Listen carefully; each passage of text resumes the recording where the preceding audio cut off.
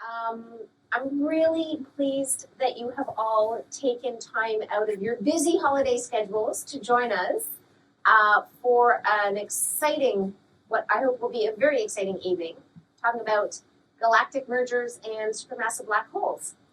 How many of you like black holes? Right? How many of you want to go into a black hole, check it out? Yep.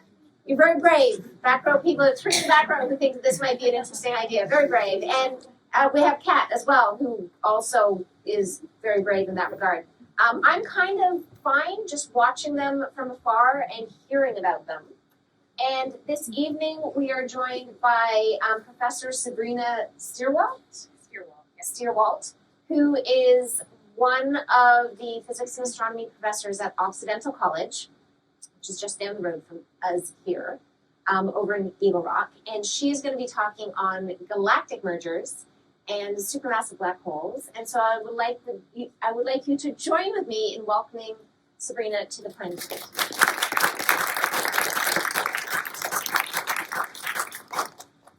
Thank you. Can everyone hear me? Yes. Okay, great. Now, before we start this, I hope you've enjoyed our winter solstice decorations. Many cultures around the world have holidays at this time of year involving lots of lights because this is the darkest time of year in the Northern Hemisphere. Funnily enough, all of those celebrations, which originally were to encourage the sun to come back and spend more hours of the day, they weren't. All of those celebrations were successful, and spring always seems to have more daylit hours. So these will be a little bit distracting for the actual planetarium presentation. So you can all watch as our electromagnetic spectrum winter conifer slowly sinks into oblivion here. Not that it's being sucked into a black hole, but I'm also going to turn off our solstice lights. And there, with the help of our house lights going down, you will be able to see our presentation. Thank you. All right, everyone, get comfortable. This is awesome. So thank you so much for coming here for your Friday night. I'm Dr. Sabrina Stierwalt, and as Jenny mentioned, I'm a professor of physics at Occidental College. Occidental is a very small college right in the middle of Los Angeles. So if you haven't heard of it before, because we are small, we have some famous alumni. We have Fred Whipple, there's an observatory named after him, the Whipple Observatory, and he authored the dirty snowball comet theory, so why comets look the way that they do. Another famous alumni is Barack Obama. He was the 44th president of the United States. And also Ben Affleck, who is the husband of Jennifer Lopez. So tonight, we're going to take a journey into a black hole. Okay, so technically, anything can become a black hole if you compress it small enough. So what we mean by black hole is that light emitted from an object cannot escape because the gravitational pull is so strong. So this picture on the top is showing you a regular star. If there's some light emitting off the surface, it'll radiate in all directions like our sun. But a black hole, if light tries to leave, it will get curved back into the black hole because the black hole's gravitational pull is so strong. So I said if you crush anything, well, why is its gravitational pull so strong? Because it's a very dense, compact object. So it's a lot of mass in a very small space. So if you compress anything into the size, if you compress anything small enough, you can make a black hole. So if you compress a mountain down to the size of an atomic nucleus, you would have a black hole. Does anyone want to guess how small you would have to compress the Earth, something the mass of the Earth, to make it into a black hole? Grain of sand, good guess. Proton. What was that? Proton. A proton, okay, good guess. Tennis ball. It's about the size of a penny. You compress the Earth into the size of a penny, it would be a black hole, meaning any light could not escape its gravitational pull. And we talk about light because light is the fastest traveling thing we know. If light can't escape, then nothing can escape. So black holes were first written about in the 1700s by this guy, Jean Michel, who thought that dark stars should exist. So he was described as a philosopher and a clergyman, which to me makes it sound like he was like a rich guy that sat around and thought about things in the 1700s. But he hypothesized that there should be these things called dark stars that don't emit light. And the American Physical Society described Jean Michel as being, quote, so far ahead of his scientific contemporaries that his ideas languished in obscurity until they were reinvented more than a century later. Haven't we all felt like that at some point? But how would you make such a dark star? Well, we know one way that you can make a smallish black hole is a natural consequence of the end of a massive star's life. So I'll take you through how stars form and die in one slide. So stars like our sun, form from a collapsing cloud of gas. So you have all this gas swirling around, it starts to collapse, the temperature goes up, the pressure goes up as all that gas comes together, and eventually temperatures and pressures are high enough that you can get fusion to happen, which is where hydrogen atoms crash into each other and they fuse together and form helium atoms. So this is what's going on in the core of our sun. It's why it shines. It's where we get all of our wonderful sunlight. Now, our sun is too small to become a black hole, but a larger star could form in a similar process. And eventually, that star is going to go about its fusion life and be very happy there for a while. Our sun has been doing it for 4.5 billion years and has another 4.5 to 5 billion years more to go. But eventually, stars do run out of fuel for fusion. And then what happens in that stage is it starts to puff up, so we call it a red supergiant. It turns redder, it starts to puff up, sort of a last gasp, trying to figure out how to fight back against gravity that's trying to crush it down. It doesn't have any way to make energy in its core anymore to push back against that gravity. So at some point, this large star explodes in a big event called a supernova. So supernovae can shine brighter than an entire galaxy. They're huge, spectacular events. And then once all those outer layers of the material of the star are blown away, you end up with this dense core that's left behind that we call a black hole. So black holes warp the space-time around them. They get a bad rap for being cosmic vacuum cleaners that suck up everything around them. But really, they're just bending the space-time around them. So this is a little graphic I like to show that you can think of space as like this grid.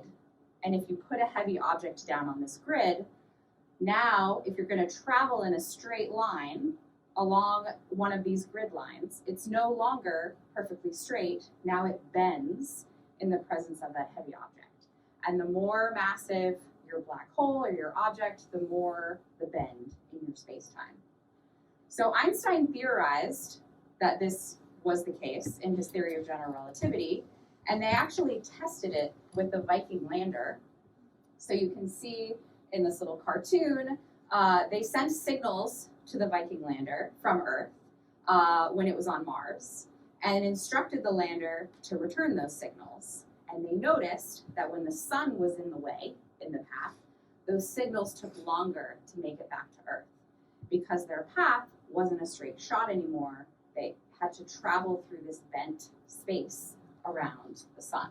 So anything that's massive can bend the space-time around it. It just happens a lot more around more massive objects like a black hole.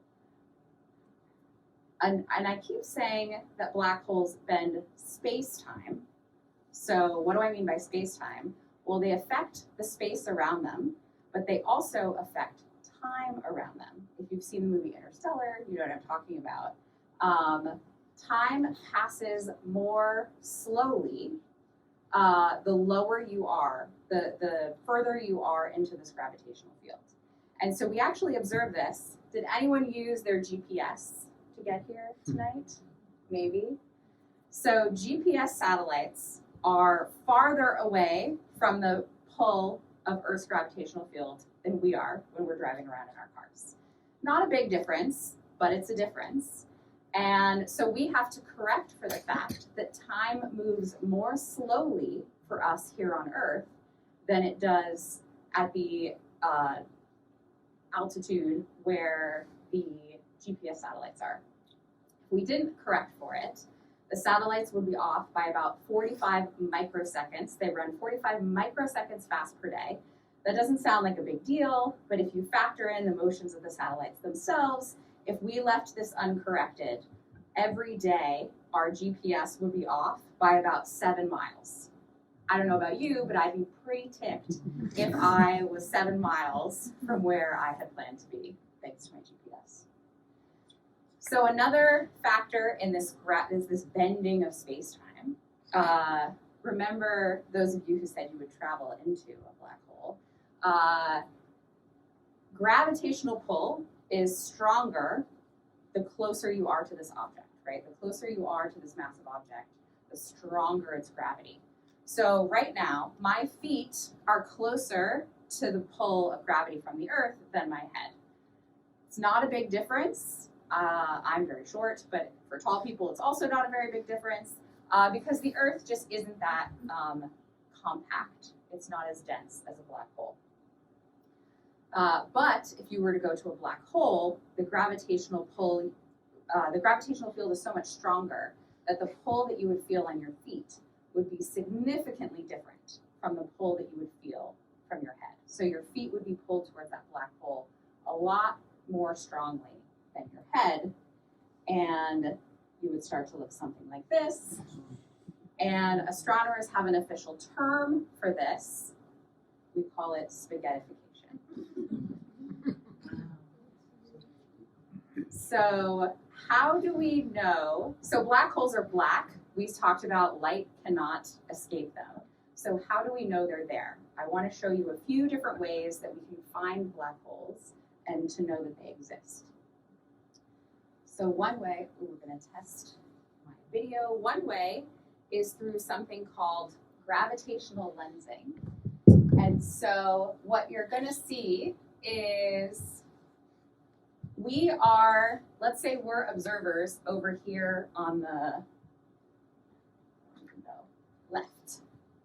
So we're an observer over here, and we're looking at light coming from these galaxies over here. In the middle is something big and massive that we can't see. So remember, that big and massive object is going to bend light that's trying to travel around it. So instead of going straight through to us, our eyes, our telescopes, it's going to get bent around this object. So this video is going to show you what that looks like from the perspective of someone sitting over here.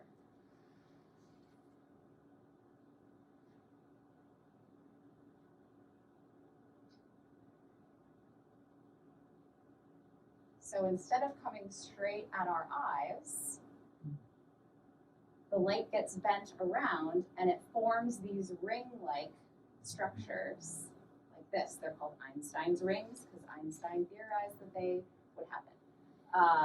So we find lots of massive things this way, but we can also use this to find black holes if we see that light is getting bent around a region of space that appears to not hold anything. And this is another fun animation. So this is Baltimore, where the Hubble Space Telescope is run. This is what Baltimore Harbor would look like if a black hole passed in between us and the harbor. This would be a black hole about the mass of our sun.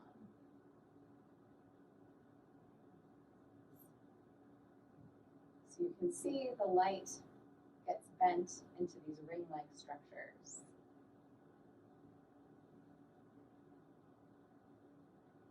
Okay, so that's one way we find black holes, through this lensing where we create these rings.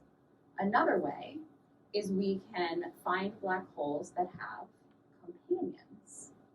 So if a black hole has a companion that is a regular emitting star, we can sometimes see those stars moving or orbiting something that appears to not be there.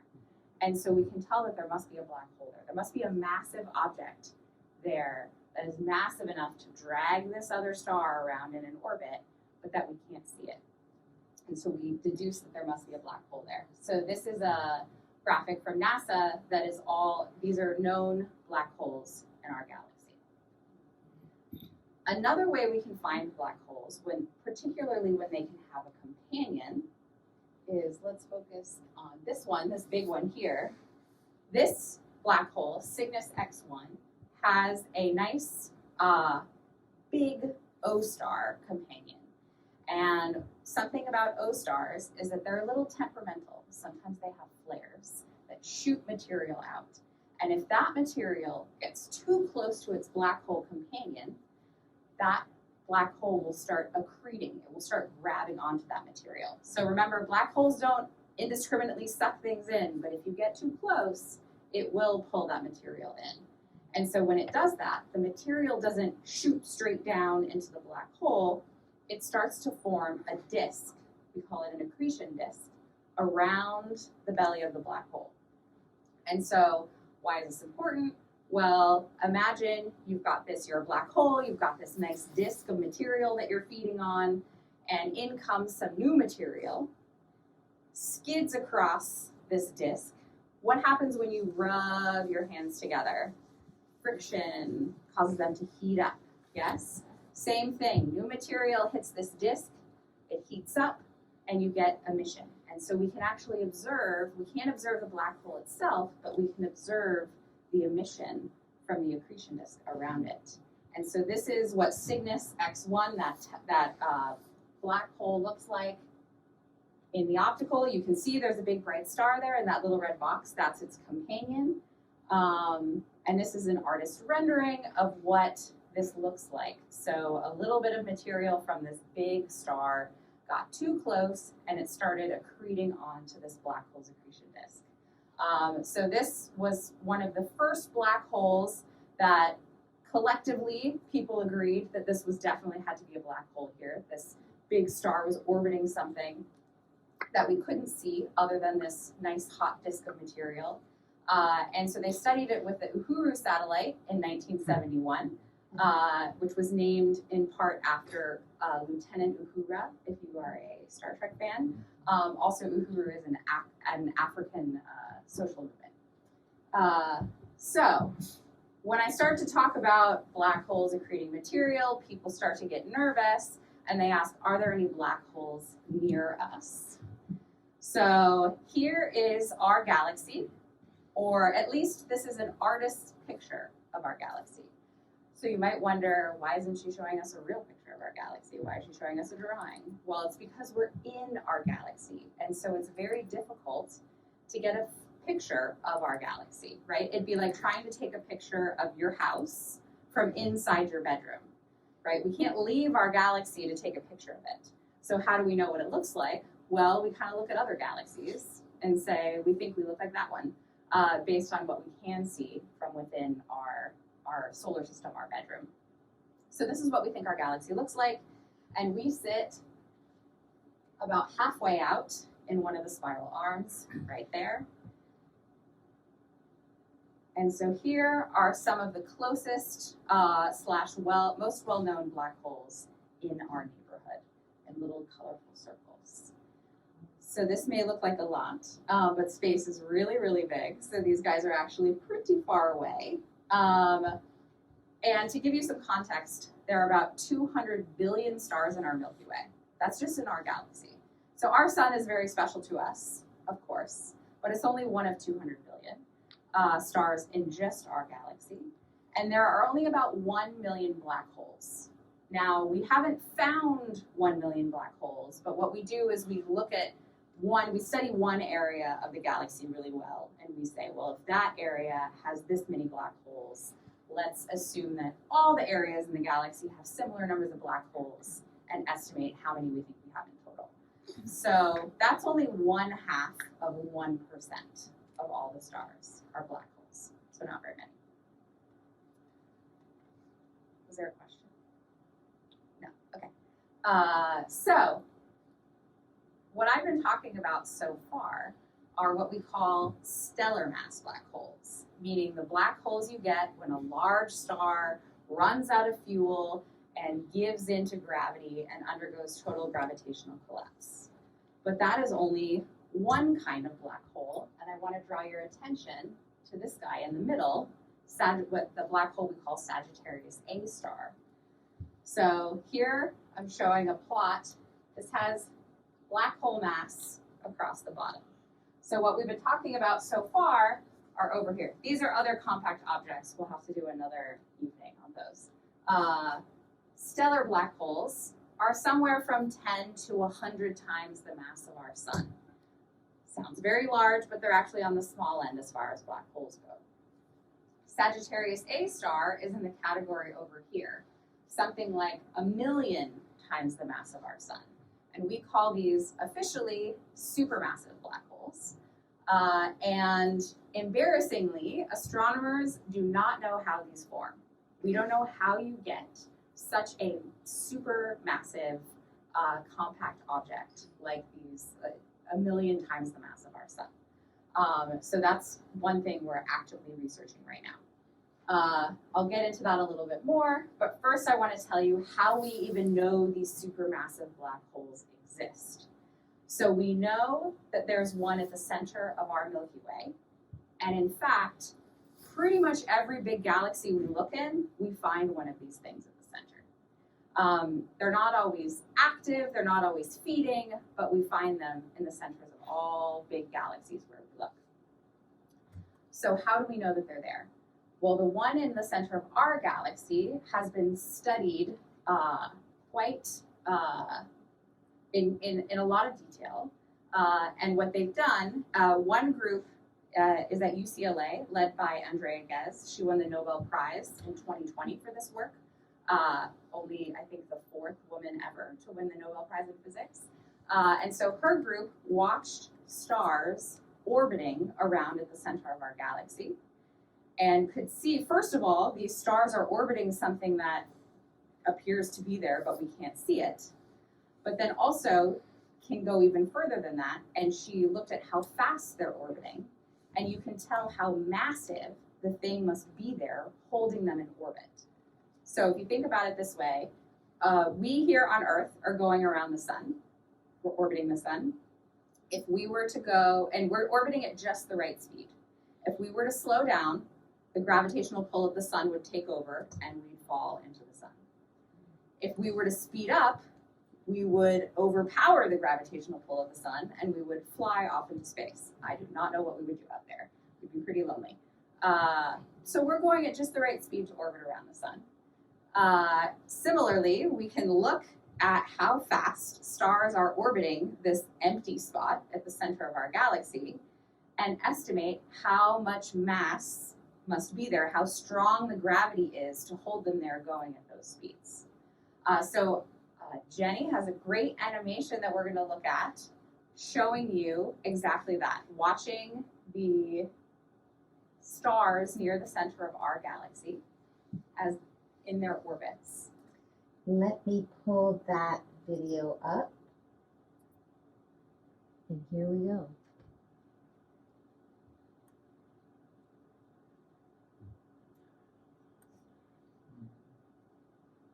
So you'll start to see them come into view.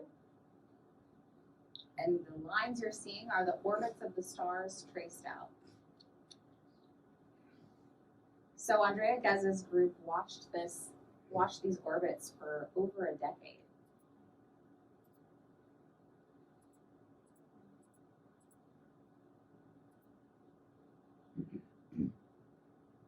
So they watched this for over a decade to see if they could nail down the full orbit, right? You watch the star over time, it slowly moves.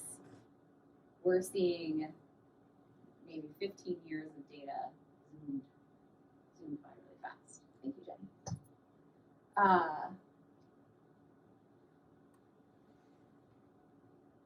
So there's Andrea Guess, who I mentioned, and here is the 2D version of that animation, which is really not as cool as what you just saw. But you can see the stars tracing out, and the big fake star icon in the middle is where they figured out that there must be a black hole, and we call that Sagittarius A star. So I want to bring up, you may have seen a couple years ago, the first image ever taken of a black hole. So we've talked about how, so far, all the things I've said about how we find black holes are indirect. We think they must be there because of they're blocking light from our view and making this weird warped vision. That we think they must be there because we see a star orbiting nothing, empty space. But a couple years ago, they took the first image of a black hole. And so what this shows us, so here's a model. I'll show you the model first because it's very mesmerizing. So we talked about how a black hole, light trying to escape the black hole, will get bent back in because its gravity is so strong. But what about light that just misses? We call that point of no return the event horizon. It's also an amazing horror movie with Lawrence Fishburne from like the 90s. Very gory. But event horizon is this point of no return, right? Once you get past the event horizon, spaghettification has already happened. But once you get past the event horizon, you cannot escape. But what about light that just misses this event horizon? So scientists got together and theorized that this is what they thought it would look like. And if you've seen the movie Interstellar, Gargantua, the supermassive black hole in that movie, this is how it was shown in the movie. This is the model prediction that they based it on because they actually did work with scientists to try to get it right. Although the rumor is that you can notice in the model there's something distinctly different than what they used in the actual movie, right? One side is brighter, one side is fainter in the model. And that has to do with the fact that since light is going around this thing, as it's coming towards you versus going away from you in its orbit, it's going to look brighter versus dimmer. And so rumor is that scientists told them this and explained to the movie makers that this was the case, but they thought people would be confused by that, and so they made it symmetric instead in the movie. And so here's the model, here's the picture from the movie, and here's the actual image that they took. So this was the first direct image of a black hole. Looks kind of like a donut, but you can see it's definitely fainter on one side and brighter on the other. And so this is showing that light that just misses the event horizon, and so we can actually image a black hole in this way. So we can only do this for the really big black holes, the supermassive ones. Another way we find supermassive black holes is because sometimes when they're very actively feeding, they create huge jets. So this is a galaxy. This is a real image taken in different wavelengths. So the more orangey stuff is longer wavelength for dust. The white stuff is the stars, like we see with our eyes. And then there's a little bit of hot X-ray gas shown in blue.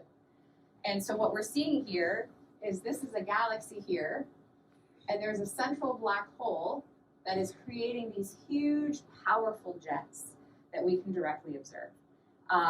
So astronomers are still trying to figure out how these jets form. It seems to be a very complicated process that has to do something with the spinning of the black hole tangling up its magnetic fields, which causes the particles that are emitting in these jets to get tangled up as well. And if you're interested in learning more about these, Jedidah Ishler is one of the world experts on these, and she has really great TED Talks and Nat Geo Talks, so I highly recommend those. So we can also find black holes, supermassive black holes, from their jets, and we find these powerful jets.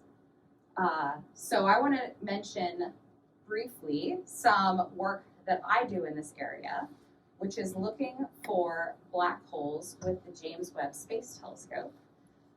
So here is an image of what we knew about a galaxy with an active supermassive black hole in the center. This is from the telescope prior to JWST, which was the Spitzer Space Telescope. And so I'm going to show, this is what we knew about it. We knew it was emitting a lot in the infrared. So JWST is an infrared telescope. It doesn't show what our eyes see in the optical. It shows the infrared, which is a longer wavelength light. And so this was the best we knew about this galaxy. We knew it was emitting a lot in the infrared, but we didn't have a whole lot of idea about what the details look like. And so here's what it looks like with JWST. Recent image taken. So not a perfectly fair comparison because the other one was grayscale. But here's what this galaxy looks like with JWST. So JWST, first of all, it can show us the infrared, but also it's giving us very, very high resolution images, right? So high resolution means more detail. It's really showing us the detail of these galaxies. So the way I think about it is that the previous telescope, Spitzer, if it took a picture of say a city block, each block, let's say it took a picture of a city, each block would be 1 pixel, meaning you have no information about what's going on in that block itself. All of the information coming from one block in your city would get averaged out into a single color or data point. Spitzer, that was the resolution of Spitzer. Now JWST is a huge improvement on Spitzer, right? It has to be, otherwise we have no business launching another telescope into space. JWST can now see details of what's going on in that block. They can see cars. We can see that there's a house there, that there's a tree there. So we can start to make out what's actually happening in the city block. So why is this important for black holes? Well, remember, black holes are very massive objects, but they're compressed into a really small space. So we need to have very high resolution telescopes to understand what's going on in the presence of a black hole. So this is I'm in one of the groups that got to use JWST first. So is Professor Jason Marshall, he's also in this group.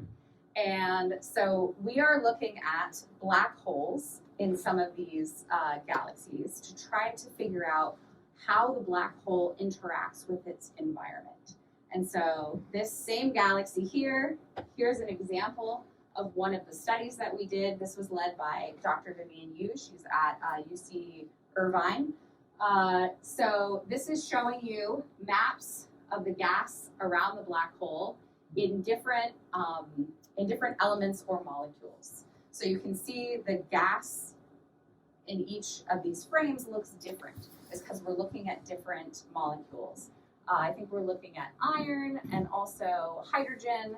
And what we're seeing from this is that some elements, some molecules, can survive in the presence of the black hole, like these here, because the black hole's right at the center here.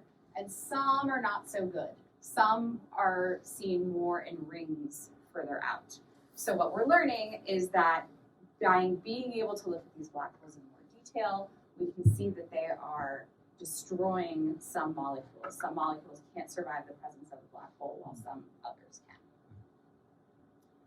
can. So one thing about the study that we're doing with JWST is, yes, we want to study supermassive black holes, but in particular, we're studying merging galaxies that create supermassive black holes. And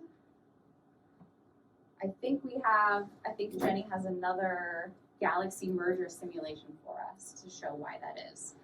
So we think that supermassive black holes, we can find them more easily in merging galaxies that are crashing into each other. And so this is going to show you why we think that. This unsuspecting galaxy is living its life, doesn't know what's about to happen. Here comes another one. So what happens in this merging process is that the gravitational pull that each of these galaxies has on each other eventually pulls the majority of the stars and gas and dust and all the stuff that make up these galaxies into the center, what we call the center of mass, but into the center of the system, right? So you do get sometimes these really beautiful far-flung tails, but most of that material feeds into the center. So if you have a supermassive black hole there, you've just fed it a bunch of material, right, that can go into that accretion disk, and it can happily feed on it. So thank you, Jenny. Here is another image from JWST that our group has taken, showing a spectacular collision between two galaxies that's caught in the act of going on. So you can see here's the main galaxy over here, and here's another. And the redder parts are highlighting this infrared emission towards the center, where you can see a lot is going on. That material is starting to accumulate in the center between these galaxies. Do you know the time, like estimated time scale for an event like this to occur? How many millions of years are we talking about? That is a great question. Something like half a gig a year, at least. Right. So from the time that it crashes to the time that it fully consumes itself. a few giga years. Wow.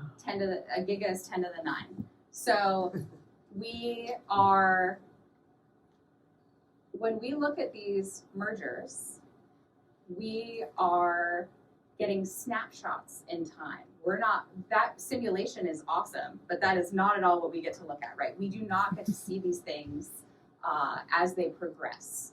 So it's like if someone gave you a family photo album and said, figure out the evolution of this family. So you might look at it and say, okay, did that baby grow into that person? Or are those totally separate people, right? So we get all these snapshots in time, and we're trying to piece them together in some sort of chronological order and figure out, does this kind of galaxy eventually turn into this kind of galaxy through a merger, or are they completely separate systems and they never cross? And so that's why we want to look at these things, as many of them as possible, and from different angles, different wavelengths, as much as we can, to try to figure it out. Yeah, that's a great question. Okay, so I want to go back to this plot. We talked about these stellar mass black holes, how they're formed, how we find them. We talked about supermassive black holes and how we find them, but that we don't really know how they're formed. You may have noticed that there's a big gaping hole in the middle of this that I showed you. Shocking. Where we don't find a whole lot of black holes. So we call these, perhaps rather boringly, intermediate mass black holes, which is really quite unfortunate after supermassive black holes is such a cool name, and then intermediate. But somewhere in between, we don't find a lot of black holes. So where are all the intermediate mass black holes? So this is the topic of another research project that I'm working on, trying to answer this question. And we think that the answer to how do you form a supermassive black hole lies in this piece right here. Because we have different theories for how supermassive black holes form. We don't know for sure, but we have ideas. They can get quite complex, but some are centered on maybe smaller black holes merged together to form bigger black holes. Not a bad idea. Maybe there were special stars in the beginning of the universe that when they collapse, they form intermediate mass black holes. So special stars. Okay, so we talked about how stars fuse hydrogen into helium, like our sun is doing right now. Bigger stars will then move further down the periodic table, fuse helium, eventually make carbon, oxygen, and then when they undergo these supernova explosions, they send all of that good stuff they just made out into the world, out into the universe, so that it can settle into a new solar system and form people like us, the planets. Without those supernovae, we would not be here. Without stars forming those elements in their cores, we would not be here. And then especially without those supernovae, all that hard work would still be trapped in the belly of the star, and it would never make it out in order to form people like us. And so we would not be here without those supernova explosions either. But in the very beginning of the universe, in the Big Bang, only hydrogen and helium were made. All of the other elements have to be made some other way. Fusion in stars, supernova explosions, now we think black hole mergers form some of these things. And so, but in the beginning, there was only hydrogen and helium. And so the very first generation of stars only had hydrogen and helium.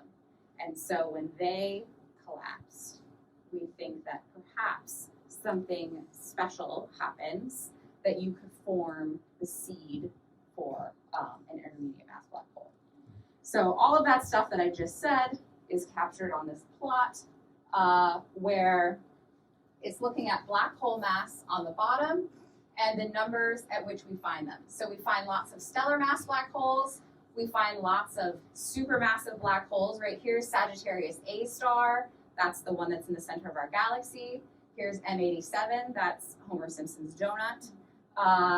But we don't find a whole lot in this middle range. And here are different boxes of different theories of how you might form a supermassive black hole. And they have different predictions for where we should find the intermediate mass black holes, how often we should find them, and how massive they should be when we do find them. So my research is trying to look for these intermediate mass black holes and try to match them, how often we find them and the masses they have when we find them, to these theories to see if we can rule out a theory or see which theory dominates over another. So we've looked for, this is very new science. Only in the past decade or so have we had the techniques and the methodology and the instruments that we need to be able to find these intermediate mass black holes, because they're not as bright, and so they're much harder to find. And so we use lots of different wavelengths. That's all the slide is trying to tell you. We use X-rays and optical emission, like what we see with our eyes. We use radio telescopes, all of these to try to find intermediate mass black holes with mixed success. Now, I just spent some time telling you that with big galaxies, we look for massive black holes, supermassive black holes in these galaxy mergers, because throwing all that material together can really grow that black hole in the middle. So what my research asks is, if massive galaxies merge together and they form supermassive black holes, but we're trying to find intermediate mass black holes, let's look at little galaxies when they're merging together and see if they can create these intermediate mass black holes, and we can find them that way. So that's what a project I'm working on right now. Can we find intermediate mass black holes in smaller galaxies, which astronomers call dwarf galaxies? So my project in particular is called Tiny Titans. If you like comics, Tiny Titans are baby superheroes, and I'm looking at baby galaxies. And so we're studying these merging dwarf galaxies, and you can see already, here's some pictures of these mergers. They don't look quite like the other images we were looking at, because smaller galaxies tend to be very chaotic, very messy, and they don't have this nice ordered structure that we see in more massive galaxies. So very briefly, what we found, we've found some intermediate mass black holes by looking in the X-ray. This is that's a black hole emitting X-rays, like the Cygnus X1, except less spectacularly because it's little. We found them in radio wavelengths, and we found them in optical and in infrared. But that seems like, yay, we figured it out, except we don't really find that many. We only have a handful that we found in a very large sample. So what that tells us, here's a merger of two dwarf galaxies. Dwarf galaxy mergers don't seem to happen the same way mergers of big galaxies do. They don't grow black holes in the same way. which at first is kind of disappointing, but it opens up a whole nother set of questions. Why don't they do things the way massive galaxies do? What's going on that front? So I want to leave you with what to look for next. So I mentioned the James Webb Space Telescope is doing a lot of high-resolution studies of these black holes, but also merging galaxies, star formation, exoplanets, you name it. So here's a picture of the James Webb Telescope while it was still in the clean room. You can see people in bunny suits for scale before it was launched into space. But also coming up is the Vera Rubin Observatory. This is an optical telescope that's being built in Chile, and it is expected first light in January 2025, so only about a year from now. And what Vera Rubin Observatory is going to do is it's going to be persistent and look at the sky over and over and over again. And so it's going to find hundreds of thousands of new galaxies. And then also the Nancy Grace Roman Telescope. Here is Nancy Grace Roman. She started out as an astronomer, but then it was very hard. She was born in 1925. It was very hard to be a woman in astro at the time, so she moved over to NASA programming because she also liked forward thinking, what's the next big thing going to be. She's called the mother of Hubble, as she was the one that put together a committee to envision the Hubble Space Telescope. And so they've named this upcoming telescope after her, the Nancy Grace Roman Telescope, which is going to survey the sky with very high sensitivity and resolution, and 100 times the field of view of Hubble. So our current best telescope here, Hubble, takes one image and this is what it sees, this size. This is what Roman will see in one shot. And so here's like a little dwarf galaxy example how it would appear in this field. So going to see what Hubble sees, but 100 times the instantaneous field of view. So it's going to be really, really cool. And that's expected in 2027 to launch into space. All right, I will end there and take any questions you have about black holes. Thank Has there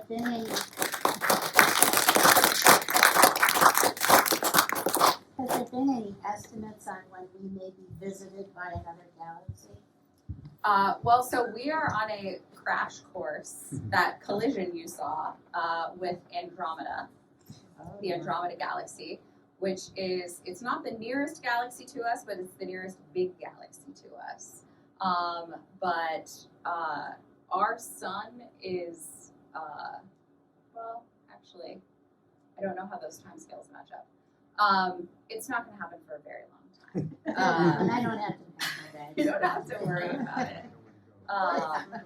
Okay, this dates me, but if anyone has seen Austin Powers, has anyone seen Austin Powers from here? There's this scene where a steamroller is coming for him, and he's like, no! And then it cuts to the side, and the steamroller is like really far away, and it's moving really slowly. That's our collision with Andromeda. Yeah. Yes? What if two supermassive black holes collide into each other? So we think that is what happens in these massive galaxy mergers. And so you get, they start to feed, right? You've added all this material to their disks, and so they can grow even larger. Sometimes you get these powerful jets, but we're still trying to answer that question. So that's one of the things that JWST will be able to tell us a lot more about. Yeah. Yes? Can you date black holes? Like age date them? Yeah. I don't know what the alternative was. Friday night. Can we age date them? That's a good question. So we can make estimates based on, so like stellar mass black holes, we know that a star has to live out its life in order to finally collapse and make that black hole. So we know that those have to be older than, a billion years or so, to be able to have formed that way. Beyond that, more specifics, I don't think we can tell because black holes don't give us any information, right? So we can see how they interact with their surroundings and try to learn more about them that way. But once no information gets out, and so we can't know too much about them beyond that. We can run simulations like the merger one we saw to try to rewind a merger process and try to get more information about a supermassive black hole that way, but it's all sort of indirect. So that excellent animation of the stars moving around the supermassive black hole in the center of our galaxy, I have very novice level understanding of any of this, so I'm just going to ask. Should I be imagining possibly solar systems around those stars that was a short period of time, 15 years or something. Yeah. There's a lot going on in the middle there. I've Yeah. always wondered about that. If you look at this artist's depiction of our galaxy, and I teach geography, so I joke that we're out in the boonies. We are. And if that thing in Star Wars actually happened with the bar, I would think Yeah. it'd be closer to the center of town. I'm kidding, of course. but I do find myself wondering, like, how chaotic and energetic is that close to the center of our galaxy? Is it a place where stability could be occurring around those planets? That's a great question. stars? I think it's something that we're still trying to answer in terms of where do we find exoplanets, right? So there's nothing special about our sun as a star that it has planets, right? I think we're up to. If that was the last talk we showed up to, was it like 4,000 or something? Yeah, I was gonna say. 7,035 as of this morning. Okay, I was gonna say 6. Yeah, it keeps getting higher, Yeah. right? And so I don't think that there's nothing special about our sun in terms of forming planets, but it may be in terms of life that we have formed in a less chaotic area, not by accident. I don't think we know the answer to that for sure. That's something we're trying to find out. So finding if a planet is habitable, there are many steps to that, right? As I'm sure you know, our atmosphere is very important to us.